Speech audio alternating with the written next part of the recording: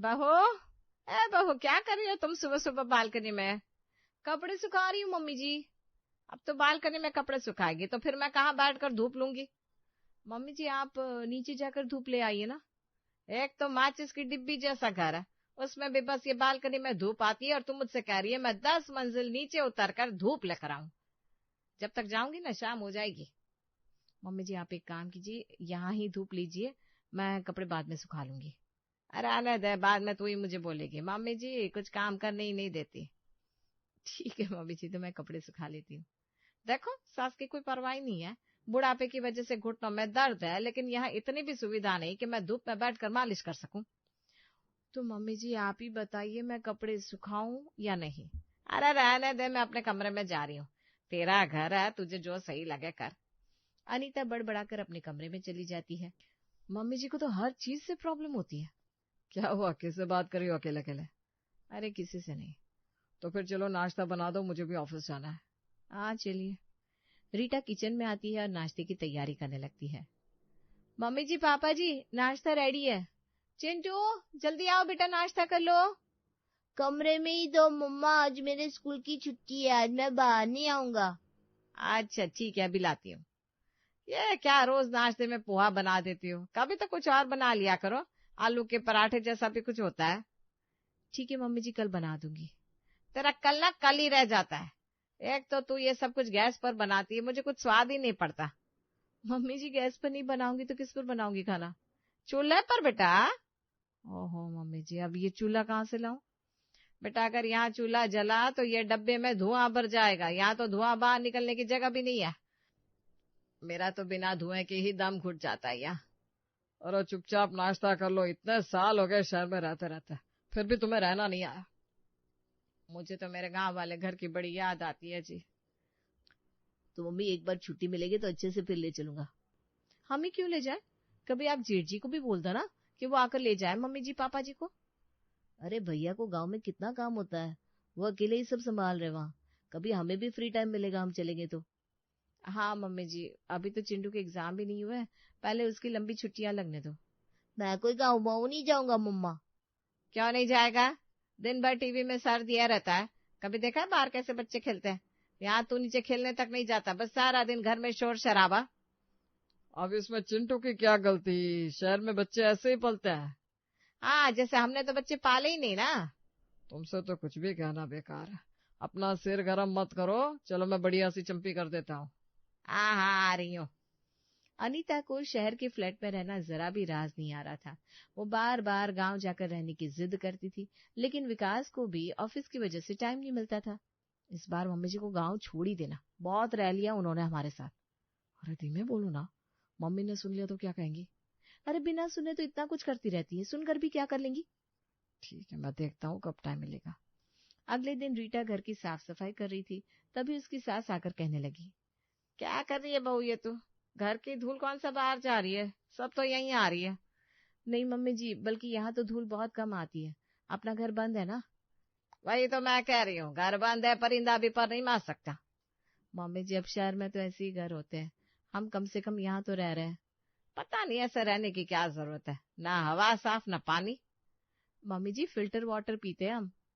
तो भी बहू, ना यहाँ पड़ोसी है ना रिश्तेदार, मैं तो शहर में रह रहकर पक गई हूँ। मम्मी जी क्या आप भी, यहाँ तो किसी चीज की कमी नहीं है, तो क्या गांव में कोई कमी होती है?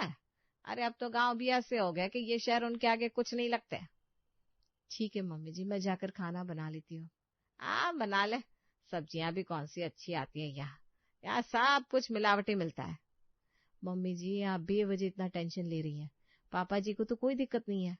हाँ वो बस बोलते नहीं है, दिक्कत तो उन्हें भी बहुत है। अच्छा, मुझे तो कभी नहीं कहा। तो हर बात तुझसे थोड़ी ना कहेंगे, उनका भी मन होता है टहलने का। गांव में तो घर इतना बड़ा होता है कि एक कमरे से दूसरे कमरे में जाने में ही सैर हो जाती है। ठीक है मम्मी जी, हम भी चलेंगे गांव। रीटा अपनी सास की बातों को टाल देती है, जिस वजह से सास मुंह बनाकर चिंटू के कमरे में आ जाती है। क्या हुआ दादी, आपका मुंह क्यों फुला हुआ है? अरे कहाँ मेरा मुंह फुला हुआ है? देखो देखो, इधर से भी, इधर से भी। थक पागल, अपनी दादी से मजाक करता है। आप तू भी क्या करे, तेरे कौन से दोस्त है जिनके साथ तू खेले? तू भी इसी जगह बंद रहकर परेशान हो गया होगा ना।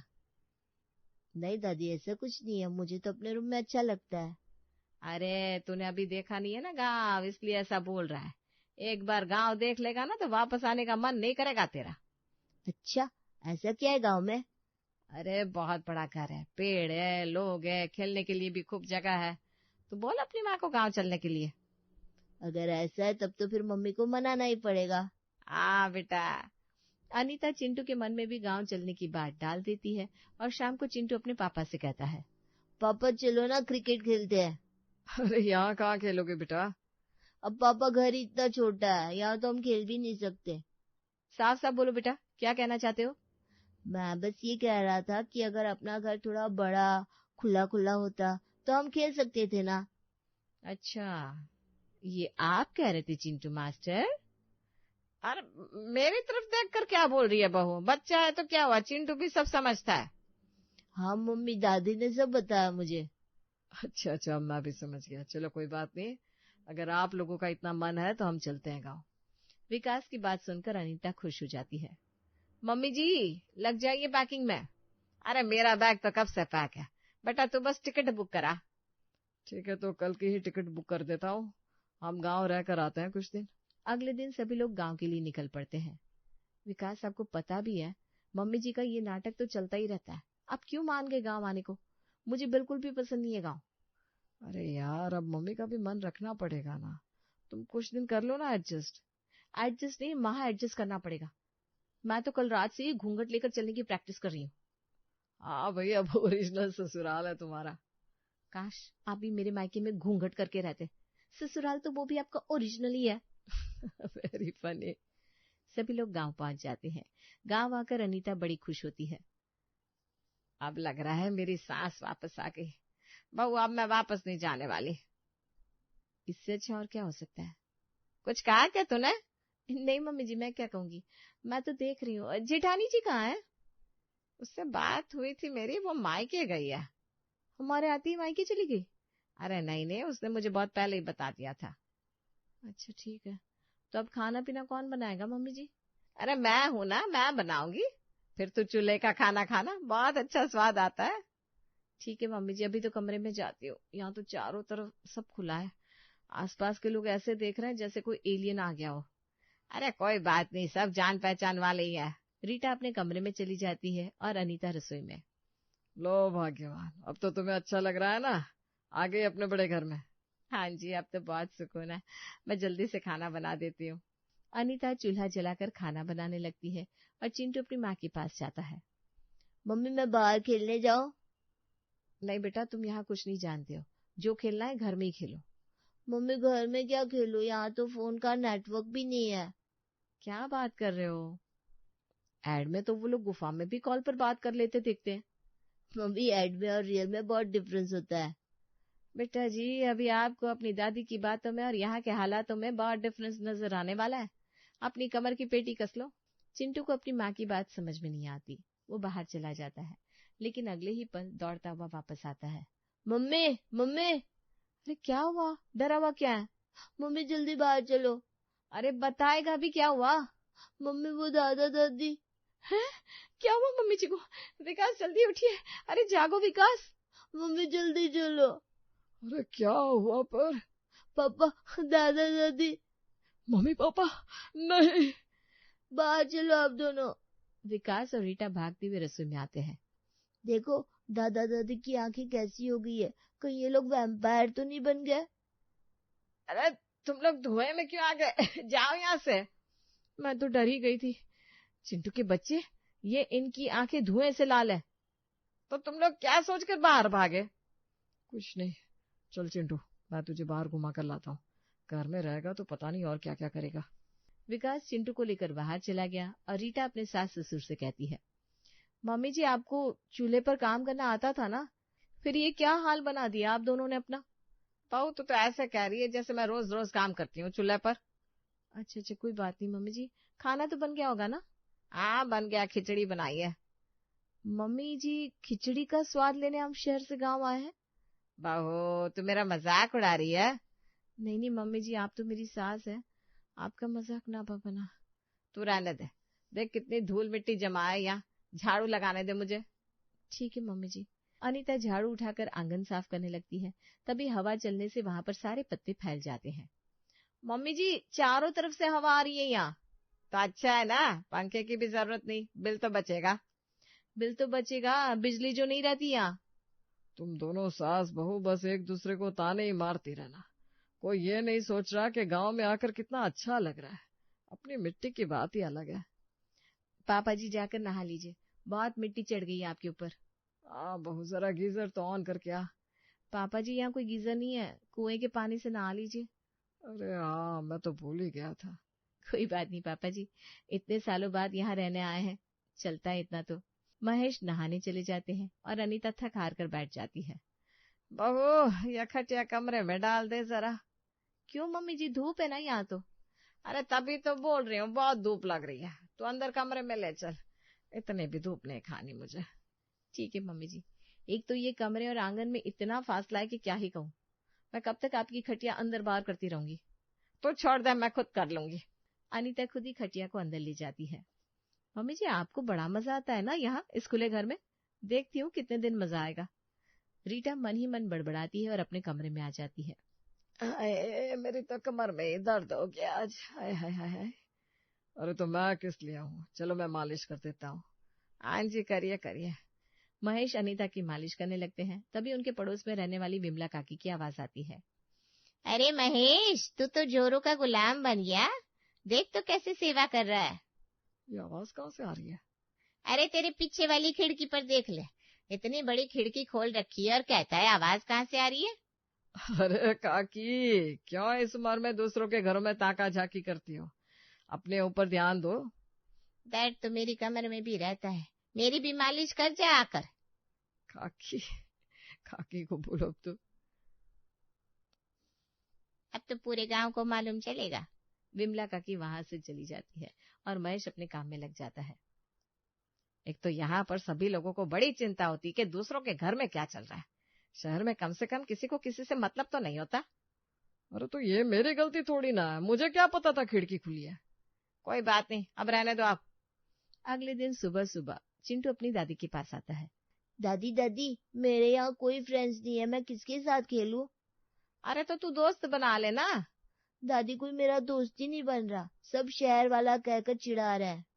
अरे कोई बात नहीं, तू घर में ही रह। अनीता काम में लग जाती है। तभी विमला काकी फिर आती है, जिन्हें देखकर अनीता को घूंघट करना पड़ता है। काकी जी, पाए लागो। खुश रहे अनीता, तू तो कितनी बदल गई, बालों में रंग करने लगी, अब तो पोता हो गया। अभी तक तेरे बाल काले हैं। अरे कुछ नहीं, वो तो बस ऐसे ही। सब समझ रही हूँ, अब तो गांव में आ ही गई है तो मैंने लोगों को बुला लिया है। आज तो तेरे यहाँ ही कीर्तन होगा, खाना पीना तैयार रखना तू। जी काकी जी। विमला वहां से चली जाती है और अनीता अपने काम में लग जाती है। महेश अपने घर के दरवाजे पर खड़ा था।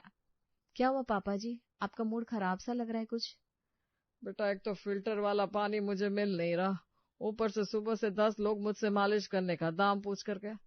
गांव में ना बातें भी इतनी जल्दी यहाँ वहां होती है कि कुछ कहा नहीं जाता। कोई बात नहीं पापा जी, रहते रहते आदत हो जाएगी। अनीता सारे काम निपटाकर बैठी थी कि तभी गांव की औरतें उसके घर आने लगती है। देखो तो कैसा गंदा रखा हुआ है घर। अनीता, तेरी बहू तो शहर की है, उसे कुछ नहीं आता, पर तू तो गांव से है, फिर भी आंगन साफ ना हुआ तेरे से। अरे काकी, तुम देख तो रही हो, चारों तरफ से धूल मिट्टी आती है, कितना साफ किया जाए। वो सब छोड़, ये बता खाने में क्या बनाया? खिचड़ी। है? ये तो कल भी बनी थी। आपको ये भी पता है? मुझे तो सब पता है। गांव वालों के जाने के बाद अनीता अपने कमरे में आ जाती है। बहू, बहुत गर्मी लग रही है, जरा एसी तो ऑन कर। मम्मी जी, आपको अभी तक पता नहीं चला कि हम गांव में हैं, शहर में नहीं। अरे मैं मजाक कर रही थी, चल थोड़ी देर सो जाती हूँ। जी मम्मी जी। अनीता अपने कमरे में सोने जाती है और वो खिड़की बंद करने वाली थी कि खिड़की पर आकर विमला कहती है, क्या बहू, भरी दोपहर में सो रही हो? चलो मेरे घर आकर जरा चक्की चला दो। हाँ हाँ, आती हूँ काकी जी। अनीता चक्की में गेहूं पीसने जाती है और शाम को थक हार कर घर लौटती है। क्या हुआ मम्मी जी, आप इतना थकी हुई क्यों लग रही है?